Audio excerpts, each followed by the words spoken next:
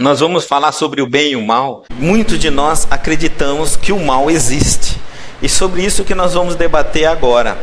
Será que o bem e o mal, ou especificamente o mal existe, mas e o bem? Como é que fica nessa história toda? Então, falando sobre o bem e o mal, nós vamos começar pela terceira lei de Newton, que é a lei de causa e efeito. Ela diz assim: toda ação tem uma reação na mesma intensidade e sentido contrário. Então, toda atitude que eu tomar, seja ela positiva ou negativa, eu tenho consequências.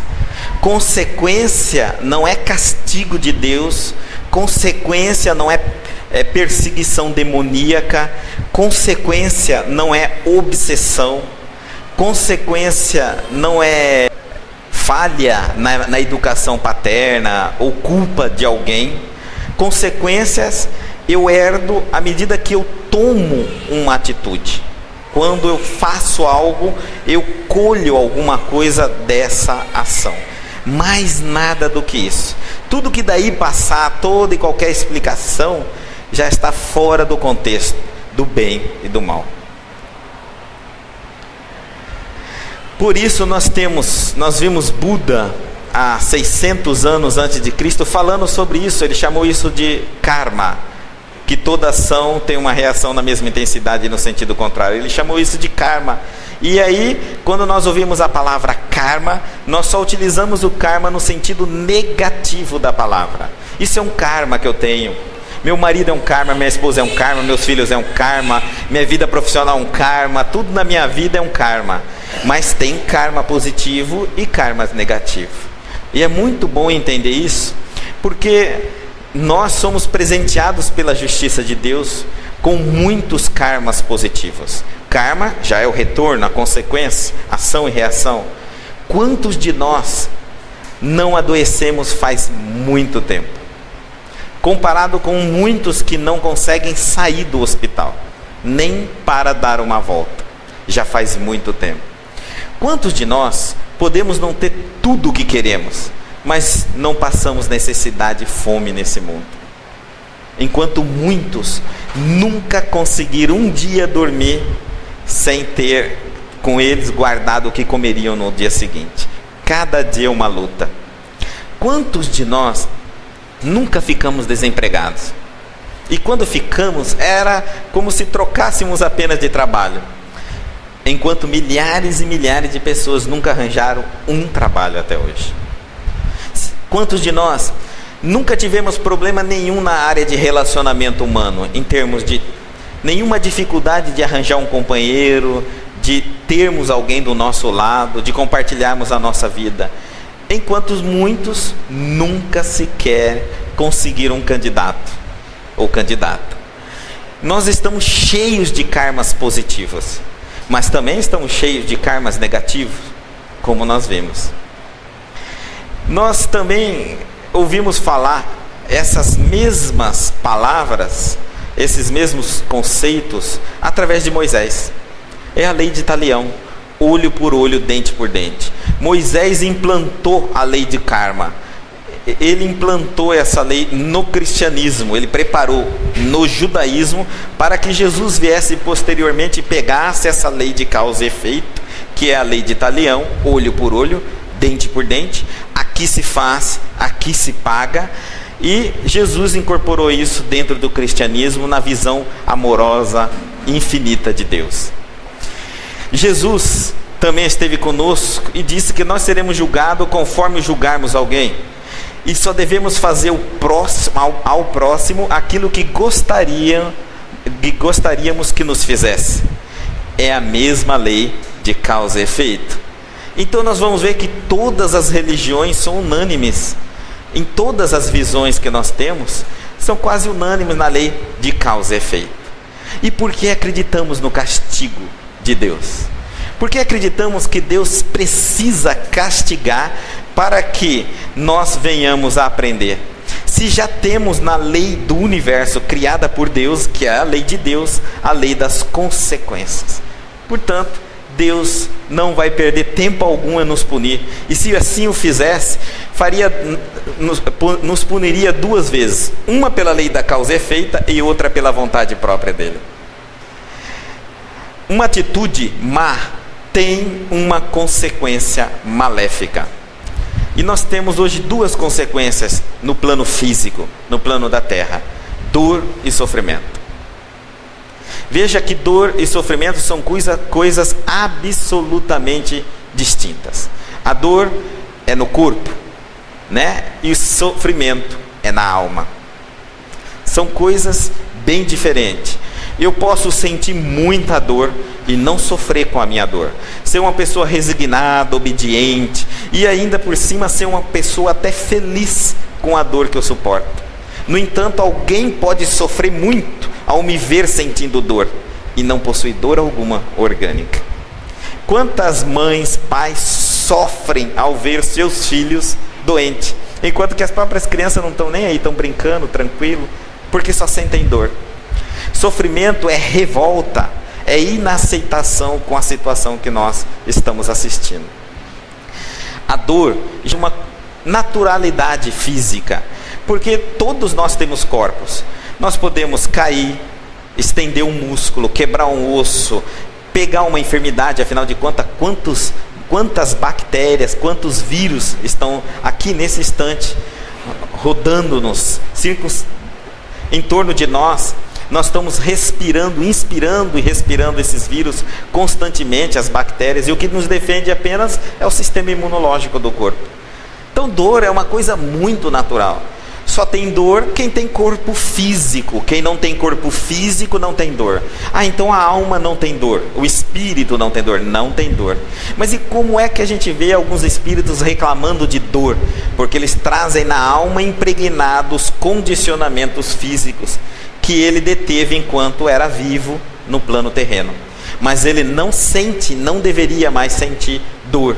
Sofrer nós vamos sempre quando não aceitamos uma determinada situação. Jesus Cristo não sofreu nem um instante enquanto esteve sobre a terra, mas passou por muita dor física, sem dúvida nenhuma. Quantos outros santos, grandes homens, apóstolos vieram depois de Jesus e mostraram isso para nós, se submetendo a dores intensas, mas servindo com amor, com renúncia, com obediência a Deus, mostrando que sofrimento eles não tinham nenhum, mas no entanto a dor física eles não podiam se livrar naquele instante. Nós podemos ver um caso muito simples, é o próprio de Chico Xavier, que suportou todas as mazelas físicas no corpo, mas não deixou de amar o Cristo, não deixou de dar ao Cristo aquilo que ele mais tinha dentro de si mesmo, amor pelo seu semelhante, mostrando que ele não sofreu, ele sentiu muita dor. Uma atitude boa tem uma consequência benéfica, e aí nós temos a saúde, no caso da dor, porque como atinge o corpo físico, o inverso é a saúde, e a paz no campo da alma, que o inverso seria o sofrimento. Eu, sem sofrer, adquiro paz. Eu não preciso sofrer. Por isso o Espiritismo é claro quando diz: nós não viemos na terra para sofrer, mas dor é inevitável, pois é uma consequência natural da vida. Sofrimento é optativo, e nós só optamos em virtude da nossa ignorância e da nossa rebeldia, da nossa teimosia. O mal existe duas espécies. O mal físico, sentimos no corpo físico, como eu disse, e aí nós temos a dor, a doença. Para esse mal físico, Deus deu uma bênção fantástica para o homem sobre a terra: a medicina, a ciência. Ela veio exatamente para tentar acalmar, tranquilizar as dores físicas que nós viríamos a suportar por possuirmos um corpo denso, físico. Então, através dos médicos, da medicina, da ciência, Deus continua abençoando a humanidade através das descobertas, para que nós nos livremos cada vez mais das dores físicas.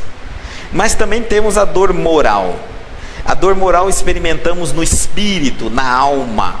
E isso significa orgulho, ambição, inveja, ódio e uma série de outros maus morais. Quanto ao mal físico, nós arranjamos muitas alternativas.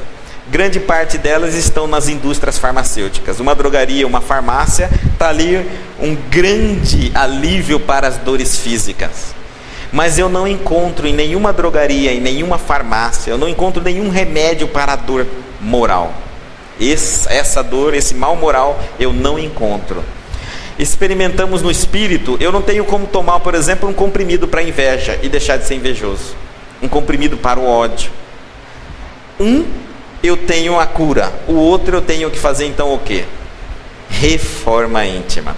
É a única forma que nós temos de eliminarmos o mal moral que possuímos.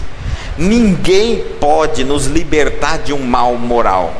Alguém pode nos aconselhar, nos ensinar, nos influenciar a trabalharmos com esse mal moral em nós, nos motivar a trabalhar com esse mal moral dentro de nós, mas ninguém consegue eliminá-lo. Se isso fosse possível, Deus teria feito, Jesus teria feito, os bons espíritos tentariam fazer, teu anjo guardião também já teria feito. Se você ainda possui algum mal moral, e todos nós possuímos, é porque esse mal moral está esperando você unicamente para conseguir eliminá-lo de si. Somente você. E o trabalho disso chama-se reforma íntima, em que já Sócrates havia dito: conheça-te a ti mesmo, mas não foi ele essa frase, não é dele, perdão, essa frase, ele encontrou lá no portal do Delfos e o fez refletir e divulgou essa frase. Categoria de mal. Nós estamos falando muito sobre o mal. Por quê? Porque o bem é muito difícil falar.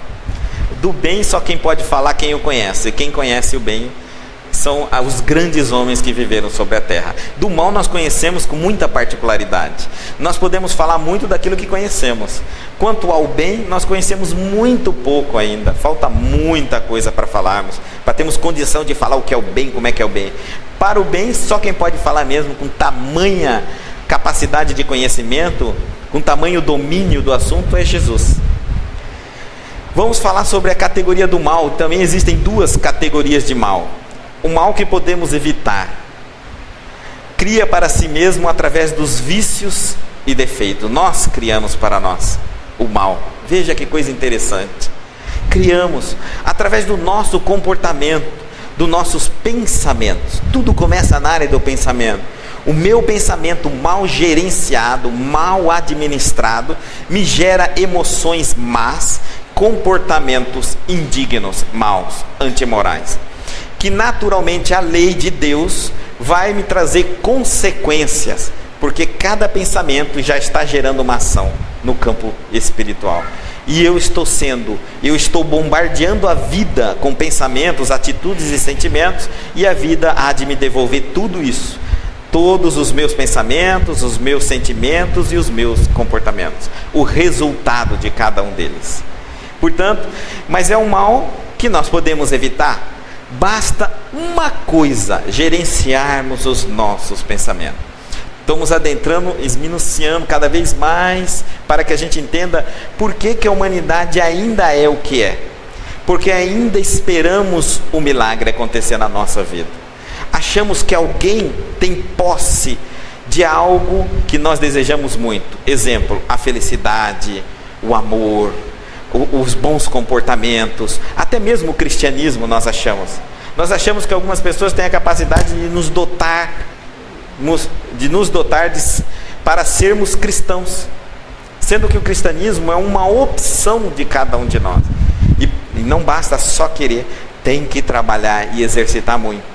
Assim como o mal se proliferou muito na humanidade em virtude das nossas atitudes, em virtude de nós praticarmos ele, o bem também precisa se proliferar. Através dos nossos comportamentos, da prática do bem. Precisamos fazer como um exercício físico, praticar, exercitar, fazer sempre que pudermos, a cada instante. bem, não é algo que a gente deva fazer uma vez ou outra quando não tiver nada para fazer. Muito de nós adotamos algumas posturas de sermos bons quando não temos mais nada para fazer. E alguns adotam um comportamento mais excêntrico, que é, depois que eu me aposentar, eu vou virar bom, uma pessoa boa. Mas enquanto eu estiver trabalhando, eu vou brigar de unhas e dentes, independente de tudo aquilo que eu necessito fazer, dos meus critérios, da minha fé, de tudo, da minha crença, né? Eu vou fazer tudo o que eu puder para me dar bem nessa vida. Aí quando eu me aposentar, envelhecer, não tiver mais nada para fazer, eu vou virar uma boa pessoa. Até quem sabe uma pessoa caridosa. Então, o mal, na categoria daquilo que podemos evitar, estão os defeitos e os vícios. O vício nos proporciona muitos malefícios para o corpo físico e para a alma também, mas mais para o corpo físico. Se percebemos que as grandes diversidades de doenças que hoje atingem a humanidade vêm dos próprios vícios que o ser humano criou. E isso é natural, porque nós sentimos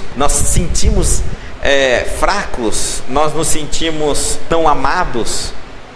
E isso porque nós nos distanciamos da fonte premissa, que é Deus do amor, para tentarmos viver uma vida como nós gostaríamos de viver. Muitos de nós desafiamos as leis de Deus da seguinte forma: daqui por diante eu vou fazer aquilo que eu quero, como se não houvesse uma lei que nos disciplina. Podemos fazer realmente tudo o que queremos, pois temos o livre arbítrio, mas colheremos tudo o que fizermos, resultado de tudo o que fizermos. E temos a categoria de mal que não podemos evitar. E aí, ela serve para quê? Para exercitar a nossa inteligência e todas as suas faculdades. Vamos dizer assim, os intempéries da natureza, como as catástrofes, como enchente, furacão, terremoto, relâmpago, vulcão, os intempéries da natureza, que fez com que o homem exercitasse sua inteligência, crescesse a tal ponto para nós chegarmos aonde estamos.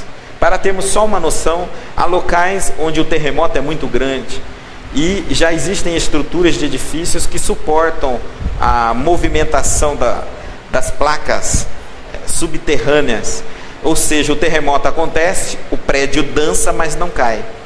Então, se nós formos olhar em todos os locais onde há avanço, há um avanço por uma determinada necessidade. E essa necessidade, então, seria aquilo que está nos acontecendo. Nessa visão, então, o mal não existe. Ele continua sendo algo de bom, que faz com que nos impulsiona a fazermos o melhor que podemos, a dar o melhor de nós para a vida, na vida, para que venhamos recolher um conforto, uma tranquilidade, uma paz. Se não houvesse esses ataques da natureza, nós estaríamos até hoje na caverna acendendo tocha. Até hoje. Nenhuma doença, se não houvesse a morte, nenhuma doença nós buscaríamos erradicá-la. Por quê? Não morreríamos. A doença, nós temos medo da morte, por isso que combatemos a doença. Não temos medo da doença, é da morte, é a causa pior da doença. E existem hoje duas origens para o mal. Uma tem sua causa na vida presente. Que vida presente é essa? É essa agora, a que nós estamos vivendo. Se nós pararmos para analisar, muito dos males que nós estamos recolhendo nesta vida foram causados por atitudes nesta vida. Não precisamos viajar tão longe.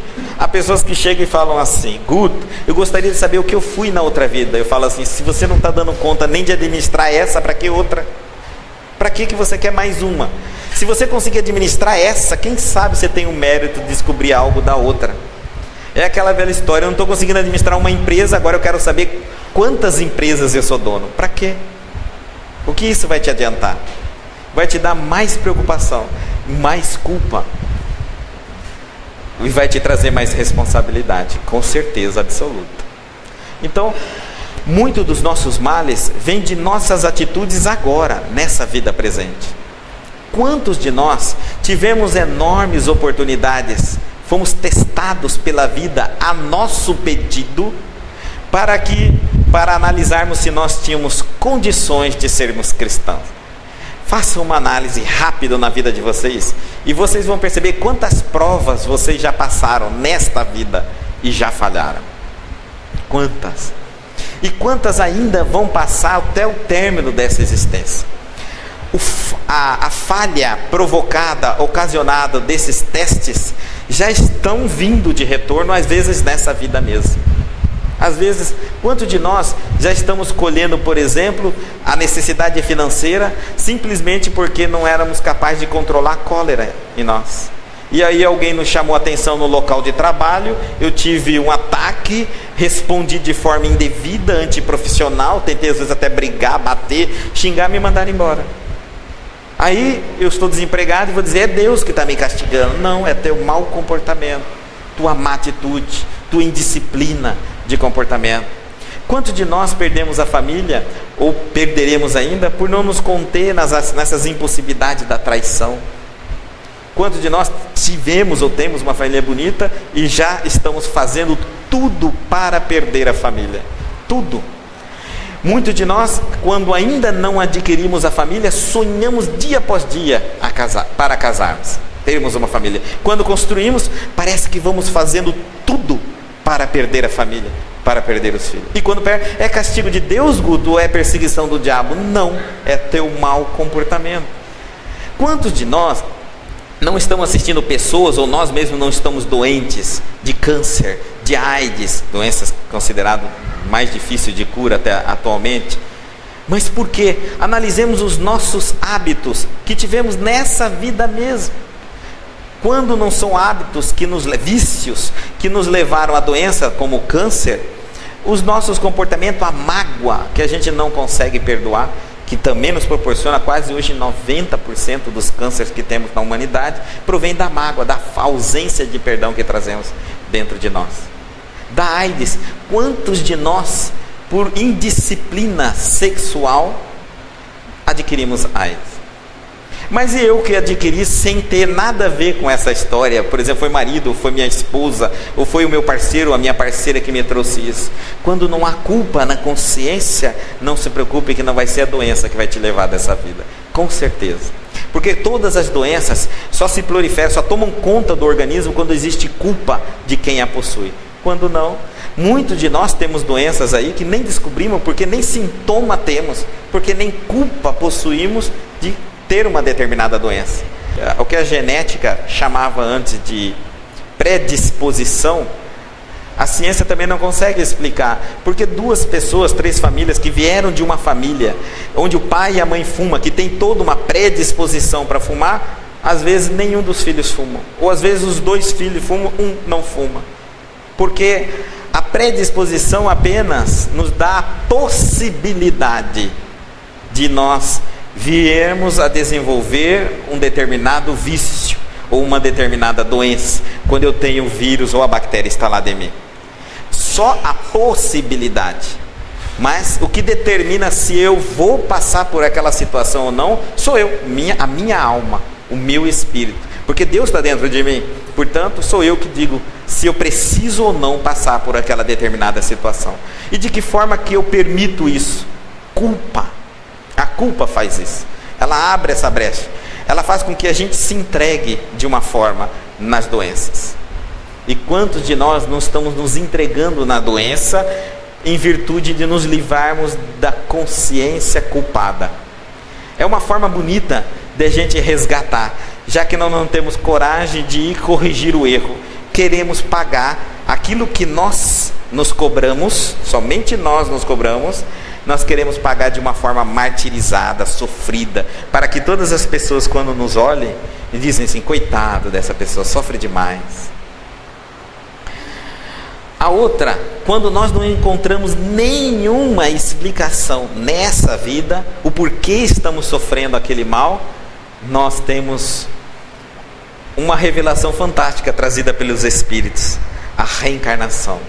A causa dos nossos sofrimentos atuais, que pareciam há um tempo atrás ser injustos, agora passam a ter justiça, já que não temos uma única existência. Isso é possível compreender. Essa teoria da reencarnação, os egípcios pregavam isso muitos anos antes de Jesus. Como eles mumificavam os corpos, porque acreditavam que retornariam. Só que eles não entendiam que nós não retornaríamos no mesmo corpo. Por isso que eles faziam tudo para conservar o corpo, achando que a alma retornaria ao mundo assumindo o mesmo corpo. Isso é impossível. Eles não estavam errados no conceito. A alma retorna. Mais tarde o próprio judaísmo aceitou a teoria da reencarnação. Passado algum tempo depois, foi proibido a partir do século IV, foi proibida a palavra reencarnação, porque ela dava uma culpa enorme aos reis, aos doutores da lei, aos senhores, que tinham que entender que se não administrassem tudo que tinha com consciência, que se não se tornassem pessoas de bem na vida, retornariam como miseráveis, como pessoas que dependeriam de outras. Imagine o sangue azul daquela época da nobreza, acreditar que poderia vir como um escravo, um sangue qualquer. Porque até então naquela época acreditavam que os homens de poder tinham sangue de cor diferenciada dos escravos. Vejam a nossa pequenez. Depois, passado do tempo, através dos estudos e da ciência, mostrou que não há diferença no sangue nenhum, nem do plebeu até o homem mais rico do mundo. Mas a reencarnação não é aceita por uma questão de orgulho. Imagina se eu sou fulano de tal hoje e amanhã posso nascer um mendigo, um senhor, um nada nessa vida. Veja como ela vem ferindo o orgulho. Quer dizer, aonde está a minha herança da família? Aonde está meu nome, a minha dignidade, minha moral? Você jogou tudo nessa vida por água abaixo. E na próxima você colhe os efeitos daquela que você fizer hoje. Também foi uma tentativa louca dos suicidas tentar investir contra a teoria reencarnacionista. Por quê? Porque era mais fácil. Se eu não tenho mais que revoltar, se eu não tenho mais que sofrer consequências dos meus atos, eu posso dar um tiro na minha cabeça, me matar envenenado a hora que eu quiser. É uma grande saída, é uma grande solução para os problemas que às vezes eu não consigo resolver nessa vida. Mas a teoria reencarnacionista já impede isso. Porque se eu der um tiro na minha cabeça, eu volto como deficiente mental na próxima, dependendo das estruturas que eu provoco estrago no meu campo mental. Se eu bebo um veneno nessa vida, eu posso nascer totalmente debilitado ou com câncer na laringe, na faringe, no esôfago, no estômago, dependendo de como o veneno atingiu meu campo sutil perispiritual. Então, a reencarnação é um freio imenso para as nossas atitudes. Aqueles que acreditam na reencarnação pensam muito antes de fazer alguma coisa, porque por mais que eles escapem da justiça dos homens nessa vida, não escapará da justiça de Deus na outra vida. Isso é um grande alento, e nos mostra e nos explica por que a gente vê alguém passando tanta fome ao lado de tantas pessoas que têm a opulência. Porque alguém poderia vir tão doente ao lado de pessoas que nunca adoecem? Porque nasceriam de uma forma? Porque alguém nasceria cego, paraplégico, desde o ventre da mãe, sem ter o direito de errar, já que a existência única é essa vida? Qual é o erro que alguém poderia ter cometido para que nascesse cego dentro do ventre da mãe? Que Deus é esse que puniria um feto? E que atitude é essa que o feto poderia tomar dentro do ventre da mãe, que causaria, que Deus lhe daria como castigo a ausência da visão? Mas através da reencarnação tudo isso é possível. A reencarnação também explica que Deus não castiga, e aquele que nasce cego, nasceu cego porque tem culpa de como utilizou a vista em outras reencarnações. Aquele que nasce sem mão, que nasce paraplégico, aquele que nasce rico, que nasce pobre, que nasce doente, que nasce saudável, tudo são méritos que conquistamos. A justiça de Deus é tão boa que ela nos oferta méritos, graças fantásticas. E é onde a gente vê algumas pessoas desperdiçando a graça divina. Como é isso, Guto? Deus é tão bom que Ele nos dá, mesmo sem nós merecermos, Ele nos dá alguns adiantamentos de graça. Então por isso que a gente vê algumas pessoas trapaceando, roubando, matando e dando tudo certo na vida dela. Perfeitamente. Ela está tendo um adiantamento de graça. Enquanto que outras pessoas que não matam, não roubam, não trapaceiam, não fazem nada, não conseguem nem sequer sair da situação lastimável que se encontra. Já está resgatando o erro do passado, o que ele já fez em outra vida. Mas como que seria esse adiantamento de graça divina? E é muito fácil também eu entender. Eu não mereço, mas a tenho. Eu peço a Deus e Ele me concede o adiantamento de graça. E como é que eu vou saber se o que eu tenho, se a saúde que eu possuo, se o saldo positivo na área do meu relacionamento financeiro, profissional, espiritual, ele é uma graça, uma dádiva, um adiantamento da dádiva divina ou algo que eu conquistei com merecimento? Como eu vou saber isso? É muito fácil. Se eu tenho uma saúde dada pela graça de Deus, pelo adiantamento da graça de Deus, eu já estou gastando ela no bar, na droga, na prostituição, na péssima alimentação. Eu ainda não adoeço porque Deus me oportuniza a graça da saúde. É exatamente aí que eu vejo. Porque se eu tivesse conquistado a minha saúde, o meu karma saudável, através do sofrimento de outras vidas, de uma doença, de penúria, de dor e de sofrimento, eu seria uma pessoa hoje que teria uma saúde porque eu cuido dela como uma coisa preciosíssima da minha vida, porque eu sei dar valor àquilo que eu não tive em outras. Tudo aquilo que eu não dou valor nessa vida é apenas o adiantamento da graça de Deus. Porque muitos de nós pedimos sem ter merecimento. E Deus é tão perfeito que às vezes nos concede algo até mesmo sem merecimento, só para que a gente entenda que não somos capazes de administrar tudo o que pedimos. Ainda não somos capazes, mas já sofremos consequências imediatas. Porque se eu tenho uma graça, um adiantamento de algo que eu não tenho condição de administrar, o que vai acontecer? Eu já vou administrá-la de forma errônea e já vou sofrer as consequências do meu erro. Por isso, quando a gente fizer um pedido a Deus, façamos com consciência. Será que temos condições realmente de gerenciar, de administrar tudo o que pedimos? Isso eu faço. Eu peço a vocês essa reflexão em todos os sentidos. Será que realmente nós temos capacidade de termos um relacionamento digno na vida? Ou jogaremos ele fora? Será que nós temos capacidade de ter um emprego digno na vida? Ou já utilizaremos o emprego para fazer coisas indevidas, para roubar a profissão? Será que nós temos condições de ter uma condição financeira favorável? Ou já nos tornaremos egoístas, vaidosos, egocêntricos? Será que nós temos condição hoje de ter uma saúde perfeita? Tudo no final da semana, através da cerveja, do churrasco, da promiscuidade, de uso de drogas, seja lícita ou seja ilícita. Será que nós temos condição hoje de termos paz espiritual? E nós já íamos estacionarmos na ociosidade, naquilo de não fazermos nada por ninguém, o principal, nem por nós mesmos, pois já temos paz espiritual. O que nos impulsiona a buscar tudo isso, a paz espiritual, sucesso profissional, sucesso financeiro, são as necessidades que Ele nos dá no campo físico, quando nós não o possuímos. É isso que nos impulsiona a buscar, a sairmos de uma situação que nós não estamos contentes. Então a vida passada, o mal tem uma origem na vida passada. E se não quisermos aceitar o mal nas origens de vidas passadas, não explicaremos quase nada dessas desigualdades que existem na vida atualmente. A falta da aceitação da teoria reencarnacionista na teologia e na filosofia faliu essas duas carreiras profissionais. E a teosofia já está falindo se não abrir a porta para a reencarnação. Porque essas duas academias surgiram em virtude de explicar ao homem por que ele sofre, de onde ele vem, para onde ele vai e por que está aqui. Como as ciências que não admitem a reencarnação não conseguem explicar. Para muitos de nós começamos a existir no ventre da mãe. E se nós começamos a existir no ventre da mãe, deixamos de existir no túmulo.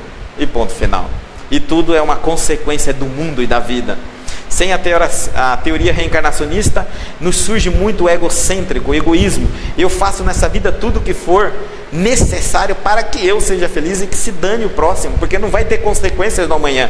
Se eu roubar, trapacear, matar, ludibriar, se eu fizer, eu posso fazer tudo, porque acabou com a morte. Acabou, não tenho culpa nenhuma, não tenho peso nenhum, e vença o melhor. A terra vira um campo de batalha, sem consequências futuras. Em Gênesis, Allan Kardec pergunta aos espíritos, de onde, não só em Gênesis, mas também no livro dos espíritos, nas questões de número 600 para cima, de onde vem o mal? Kardec pergunta aos espíritos, e eles respondem, do homem. Então o mal vem do homem. E nós admitimos até um tempo atrás, a gente acreditava que o mal vinha do diabo, o mal vinha do demônio, o mal vinha de Satanás. E os espíritos respondem, o mal vem do homem. Porque o homem também, quando mal desencarna, ele continua sendo um espírito mal. Então o espírito mal também é um homem. Qual a causa do mal? Já que o mal está em nós, qual é a causa dele? A imperfeição do homem. Os espíritos respondem. Não somos perfeitos, por isso erramos. Lembremos aqui o que é o mal na conotação. É tudo aquilo que nos afasta de Deus. É tudo aquilo que nos distancia do perfeito, da bondade. Isso é o mal. Então, qual é a causa do mal? A imperfeição do homem. Deus criou o mal.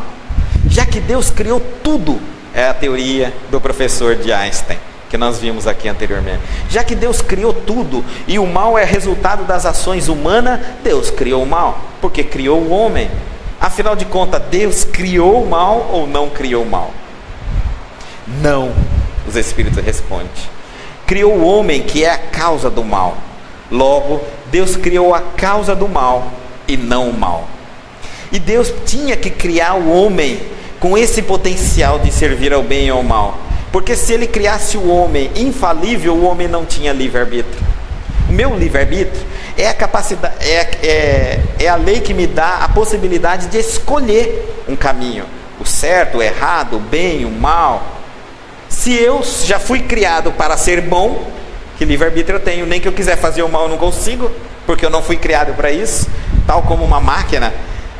Isso é impossível. E aqueles que foram criados para ser mal, que nem podem fazer o bem porque não foram assim, que culpa tem de fazer o mal, a não ser atender as exigências da qual a natureza dele foi criada? Erro foi de Deus. Se alguém tem algo a reclamar contra os maus criados, os maus vai reclamar com Deus, não com ele, que eles estão cumprindo a função deles.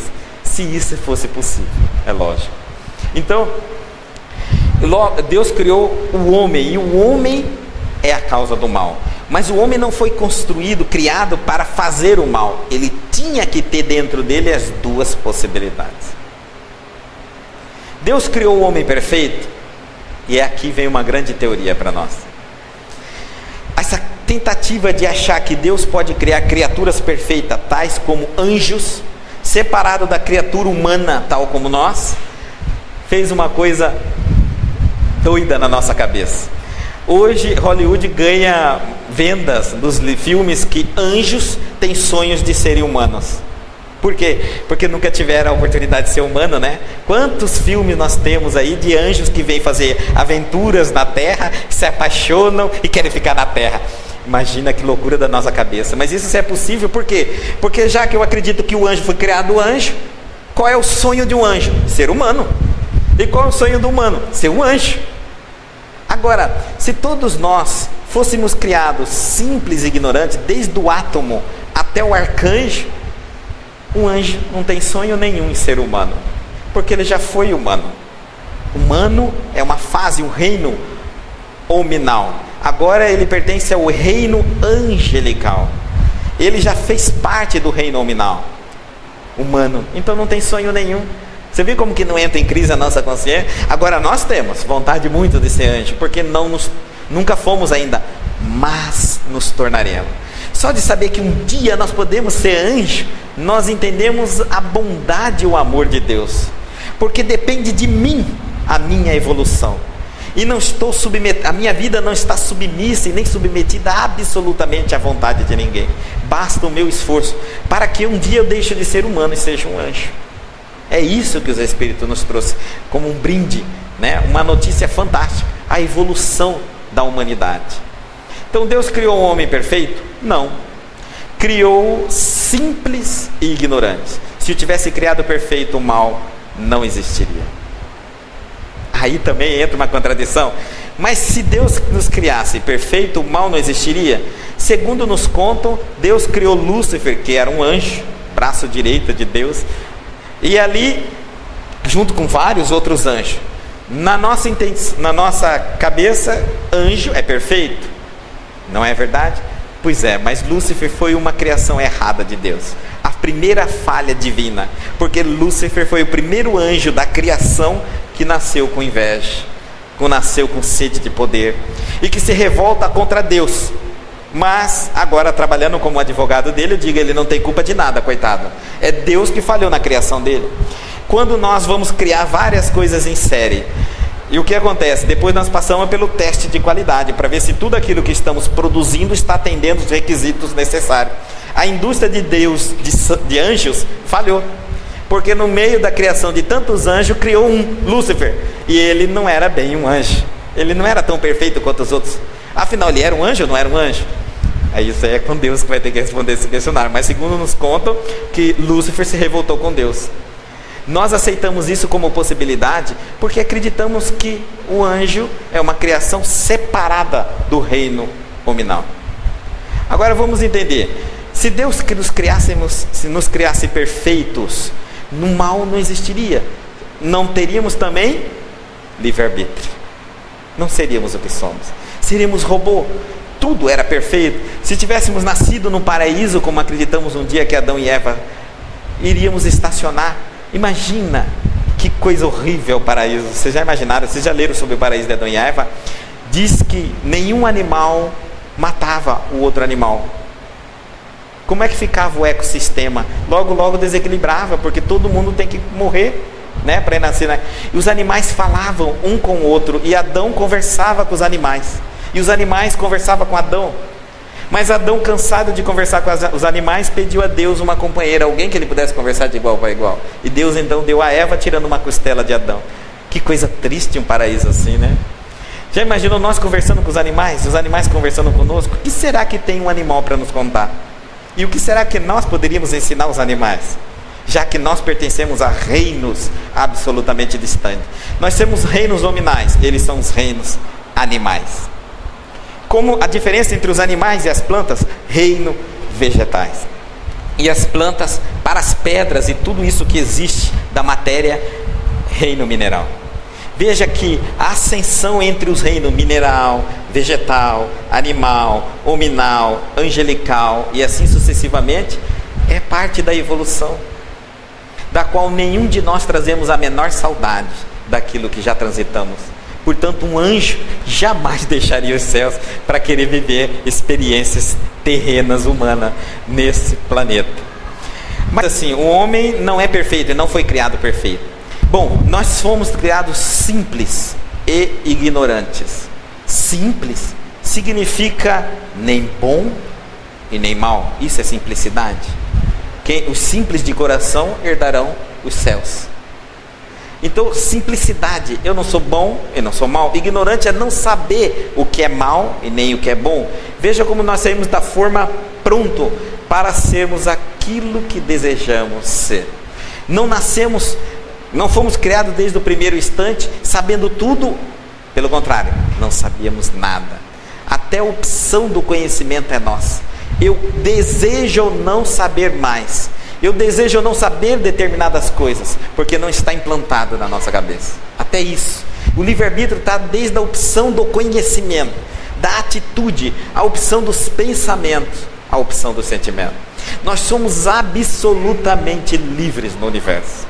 Isso porque Deus nos fez simples e ignorantes. A simplicidade na qual nos tirou toda a possibilidade, todo o sentimento de bondade e de maldade. Éramos neutros. O fato de optarmos hoje pela maldade é livre. Ninguém nos impulsiona, podem nos iludir. Aí as forças do mal, ou os maus espíritos, ou os maus amigos, ou os maus colegas, ou a má família pode nos influenciar. Ou os nossos maus comportamentos, nossos vícios, nossas má tendências podem nos influenciar, e muito. Mas elas não são deterministas. Tá? Elas são apenas algo que nos auxilia. Nós sempre temos o controle e o poder de decidir sim ou não por uma coisa ou pela outra. As paixões têm outra finalidade a não ser o mal. Deus nos criou no princípio com instintos.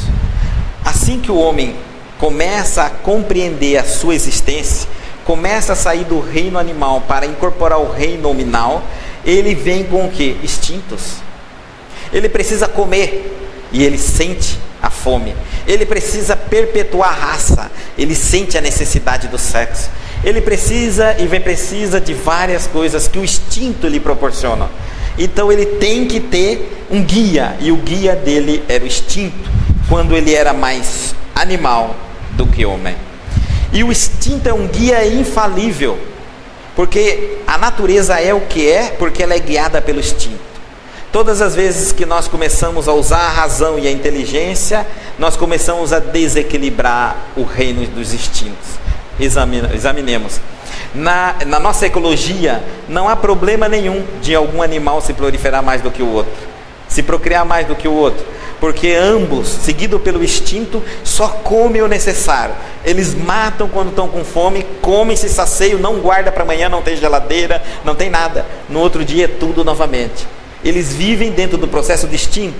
Eles não vendem nada, eles não produzem nada. Já nós, pela nossa razão, pela nossa inteligência, começamos a desequilibrar os reinos dominados pelo instinto. Até um ponto, o instinto nos serviu. Foi ele que nos manteve vivos. Mas depois de um certo tempo, começou a aparecer as paixões. As paixões provêm dos instintos. O que é uma paixão? É uma vontade de exercitar um instinto. Isso é paixão. A paixão é boa, benéfica. Algumas são. Às vezes nós podemos direcionar uma motivação, uma paixão para conseguir nobres ideais na vida. Mas isso é muito raro. Eu diria assim, entre aspas, Jesus tinha uma paixão, converter o ser humano. Mas é uma paixão positiva, uma paixão belíssima. Nossas paixões é apenas exercitar, dar cabo ao exercício, ao prazer proveniente dos instintos. O homem, com o passar do tempo, ele evoluiu sua mente, sua inteligência, sua razão. Era para que, à medida que ele fosse evoluindo sua inteligência, sua razão, ele fosse capaz de administrar os seus instintos, que são inatos em nós.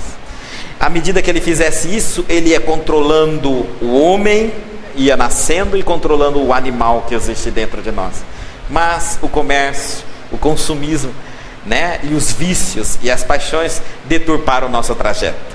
No meio do caminho, o homem percebeu que ele podia explorar os instintos e ganhar muito dinheiro, porque os instintos explorados traziam-nos muito prazer. E então o comércio hoje no mundo é em virtude do prazer. Antes nós comíamos para viver, só o suficiente. Hoje nós vivemos para comer. A obesidade tomou conta do ser humano. Começamos a explorar todo tipo de comida, toda a química possível, para criar prazer na hora que comemos. Hoje não comemos mais apenas para nos satisfazer. Comemos porque temos necessidade de sentir prazer, paladar, gosto. E aí nós optamos pelas nossas comidas hoje apenas pelo sabor, não pela qualidade nutritiva. O homem veio através da procriação, da necessidade da perpetuação do sexo, da raça. Ele veio então a ter a necessidade de praticar o sexo. Com o tempo ele iria descobrindo nobres sentimentos com a inteligência, nobres sentimentos de amor. Isso deveria tomar conta dele, e ele dominaria a sua impulsividade sexual, que é o instinto, que é o primarismo, que é o animal.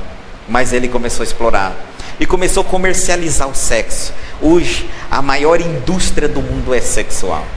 Nenhuma mídia hoje vende se não tiver um rosto bonito, seja de um homem, um biotipo bonito, seja de um homem ou de uma mulher, fazendo alguma coisa, porque o sexo ainda é a fonte dos nossos desejos mais prazerosos. Quando ele começou a caminhar nesse sentido, ele caiu na própria armadilha. Hoje nós somos fruto da exploração dos nossos instintos. Os instintos se converteram em paixão e foram mais ferozes ainda em vícios. Como vícios dominaram-nos, dominaram nossa mente, nossa vontade, nossas emoções, nossas atitudes. E hoje nós assistimos em todos os locais que nós vamos, nas grandes cidades, hoje nas pequenas cidades, o jovem se entregando à comercialização dos instintos primários. Animais, né? Vivendo na necessidade de apenas sentir prazer em absolutamente tudo, como se a vida só existisse para a satisfação prazerosa do ser humano.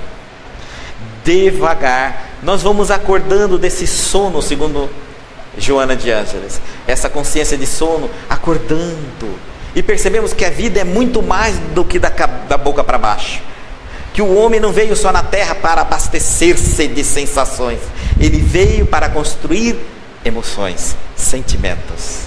Emoções provêm de uma mente que gera pensamentos nobres. Por isso temos tanto conflito na nossa área de relacionamento. Por que não damos certo? Porque o instinto do sexo é muito maior do que a necessidade do amor legítimo para com o próximo. Queremos ser satisfeitos, mas não temos nenhuma intenção de satisfazer ninguém. E o amor faz bem a quem dá, não a quem recebe. Ainda vivemos uma área de relacionamento, na nossa área de relacionamento, vivemos uma época muito conflitiva. Mas com o tempo, estamos afastando gradativamente. As consequências advêm disso. Muitas consequências. Então, as paixões têm outra finalidade a não ser o mal? Sim. Todas as paixões têm utilidade providencial. Sem isso, Deus teria feito algo inútil e nocivo. Jamais Deus colocou instinto ao homem para que ele explorasse o instinto e se tornasse vítima do próprio instinto. É a nossa ambição que nos faz isso. Por isso, todas as vezes que vamos dominando os nossos instintos, vamos nos tornando mais espiritualizados. Quem se torna espiritualizado se torna mais humano. Observe a figura de um homem humanizado no meio de um momento na terra totalmente animalizado. Jesus Cristo, mais de 2000 anos atrás. Nasce uma figura jovem, tranquila, sem nenhum aspecto grotesco de músculo aparentado. Numa época em que, só com a espada, olho por olho, dente por dente, em que os homens tinham estatura, musculatura, tudo era regido pela força bruta, Jesus nasce numa figura totalmente autêntico de um homem. Gradativamente nós percebemos que a parte mais imponente na figura humana é a inteligência. É a capacidade de articular as emoções, as palavras, de verbalizar, de se comunicar, de afeto, de criar afeto, sentimentos de afeto, de conquistar, tanto pelo lado afetivo quanto pelo lado racional. Quanto mais humanos nos tornamos, menos bruto somos, tanto o homem quanto a mulher. Quanto mais animalizados nós nos tornamos, mais cometemos erros para que a nossa própria consciência. E vamos ter que suportar as consequências. Hoje nós vivemos momentos de consequência. Estamos nesse planeta porque o nosso planeta é de prova e expiação. Ninguém vem num planeta de prova e expiação se não tivesse que provar alguma coisa a si mesmo e expiar alguma coisa que não fez certo. Se não foi nesse planeta, em outros planetas, em igual circunstância de evolução. Porque se a nossa primeira existência fosse essa, por que Deus me coloca a prova e expiação, se eu nada fiz de errado? O nome do planeta, o título do planeta diz que nós viemos aqui porque não éramos capazes de viver em locais mais civilizados do que o próprio planeta Terra. Os nossos instintos são muito aflorados e a necessidade de usufruir deles ainda é enorme. Por eles nós matamos, por eles nós trapaceamos, por eles nós nos vendemos a qualquer preço. Será que hoje, se Deus chegasse e dissesse que a Terra é um planeta de paz, nós conseguiríamos viver em paz?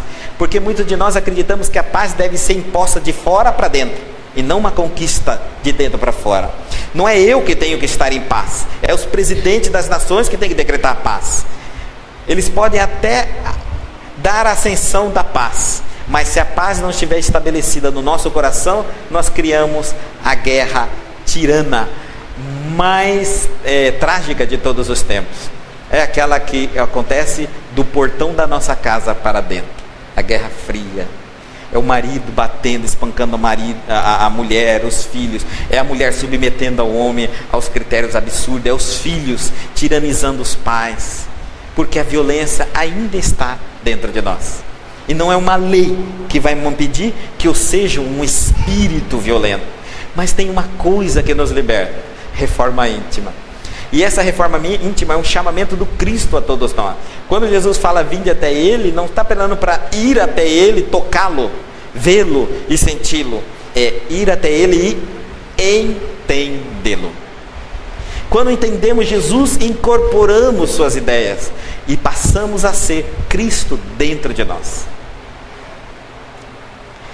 E aí os Espíritos continuam a dizer a Kardec: é o abuso que constituiu o mal.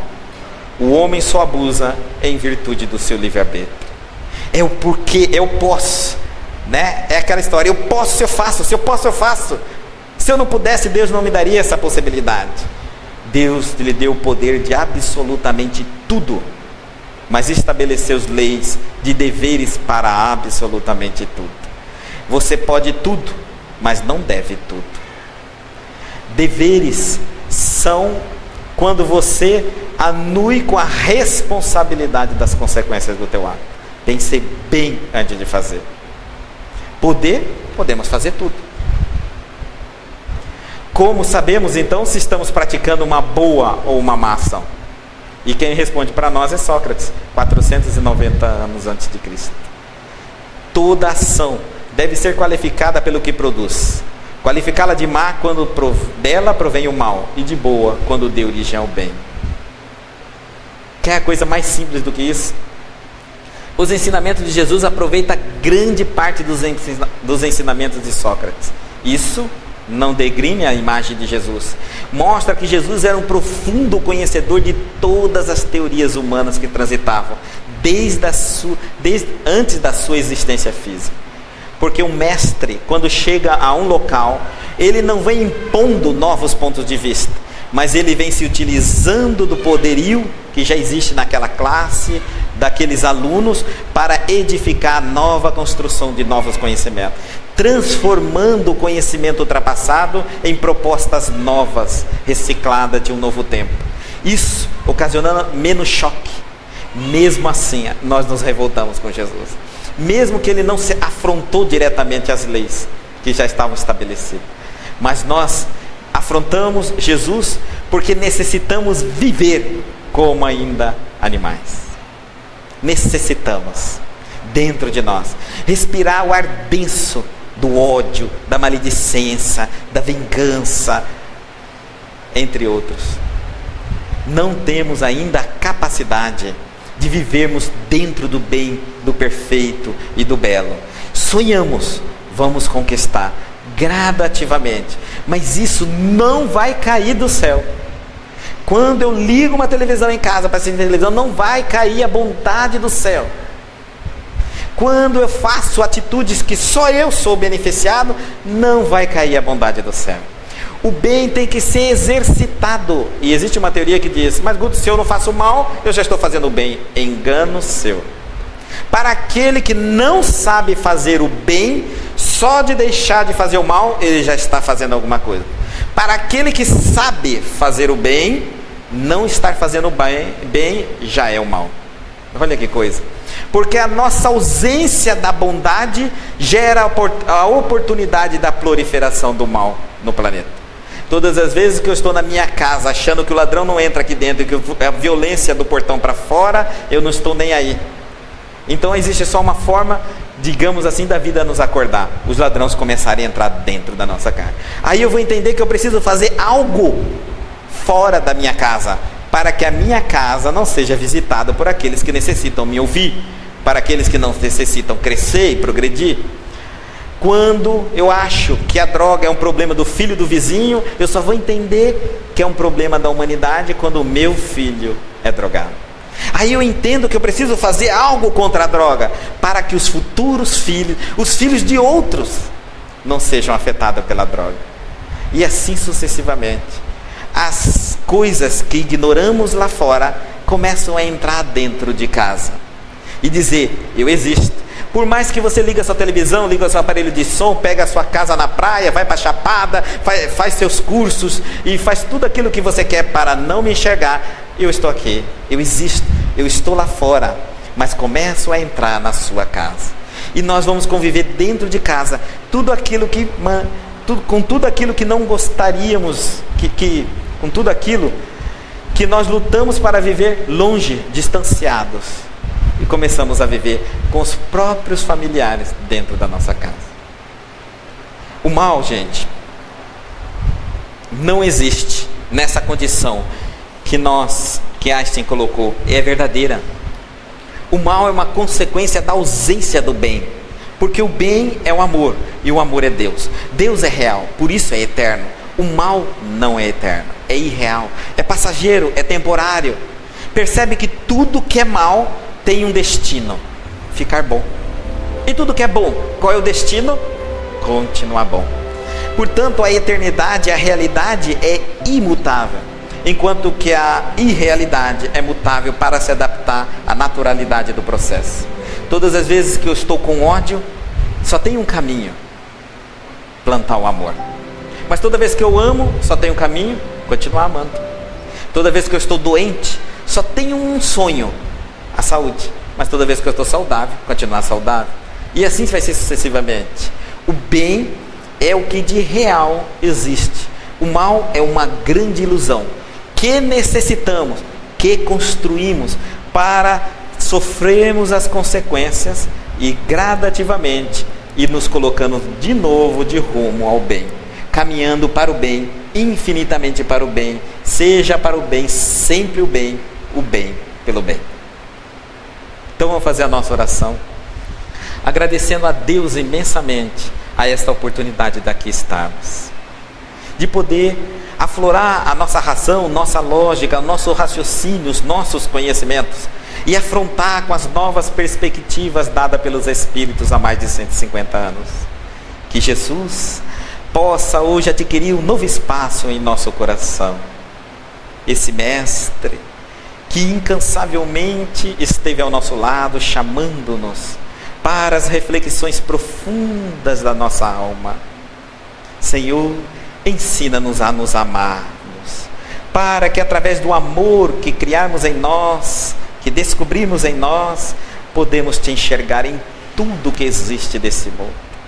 Somente assim perceberemos que a vida é uma grande oportunidade de aprendizado e que essa escola deve ser preservada por um esforço incansável de todos nós que a exploramos enquanto aqui estamos, consumindo todos os seus recursos impotenciais, que é a dádiva de Deus dada para essa escola magnífica, para esse laboratório de prática de uma existência imortalizada que nós somos. Somente a vida, esses momentos passageiros, 70, 80, 110 anos para muitos, pode nos ofertar muita conquista psicológica, muita conquista mental, interiorizada, espiritual. Que Deus nos abençoe nesta senda infinita agora, já que já nos concebeu como seres inteligentes, para que nós nos sintamos sempre motivados, segundo a proposta de Allan Kardec, a ser hoje melhor que ontem e o amanhã melhor que hoje. Bem-aventurada a doutrina dos Espíritos, que abre através dos portais das existências, revelando-nos a crença racional, perfeitamente lógica, para que o homem intelectualizado pudesse raciocinar sobre os seus pensamentos, comportamentos, crenças, tabus, sentimentos e posteriormente atitudes. A dignificação está estabelecida e estabelecerá cada vez mais a partir do momento em que o homem incorpora os ensinamentos do Mestre Jesus, proferidas através da doutrina, a religião dos Espíritos. Muito obrigado, Senhor, pela infinita oportunidade que a vida nos concede. Seja o passado, porque graças ao passado podemos hoje fitá-lo e conseguir separar aquilo que nos serve e os nossos insucessos. Obrigado, Senhor, pelo presente, porque graças ao presente nós podemos ter a certeza de que o futuro está por vir. Nós podemos ter a certeza de que o futuro será muito melhor do que foi o nosso passado, porque o presente é a oportunidade da construção de um novo ideal, de uma nova proposta de vida. Sei o presente, o futuro não existe. Obrigado pelo nosso presente, pelo momento de agora. Obrigado, Senhor, também pelo futuro, porque graças ao futuro nós podemos ter a esperança, ter a certeza de que um dia chegaremos, já que iniciamos essa trajetória imortal. E quando lá chegarmos, temos a certeza absoluta que cada tijolo foi por nós colocado nessa imensa construção chamada nossa vida, nossa felicidade, nossa paz, nosso equilíbrio. Muito obrigado, Senhor, pelas infinitas oportunidades concedidas pela vida. Que assim seja.